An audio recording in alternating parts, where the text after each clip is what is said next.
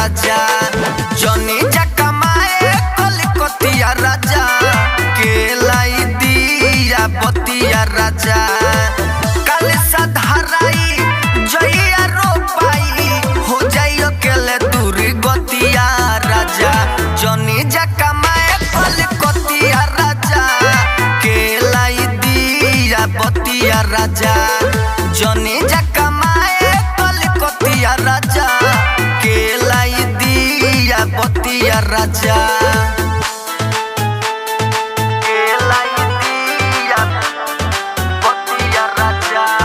Presented by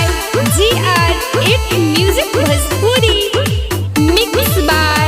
Saif Raja। भूखब नवरातर हो जाइब पातर 9 दिन दिया बारब दे हब नया तर 9 दिन दिया बारब दे हब नया तर भूखब नवरातर हो जाइब पातर 9 दिन दिया बारब दे हब नया तर फल फलहारी के लिए जाके साड़ी मान ली ना हमरो ई बतिया राजा जनी जा कमाए कलकतिया राजा के लाई दिया बतिया राजा जनी जा कमाए कलकतिया राजा के लाई दिया बतिया राजा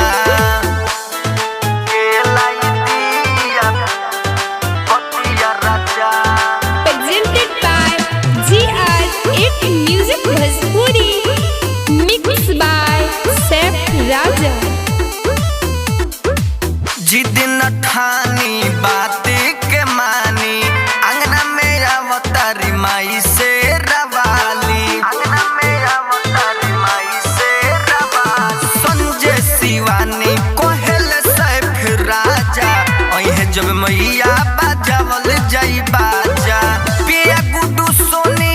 मुँह जनी खोली मानी ना में हरी के बतिया राजा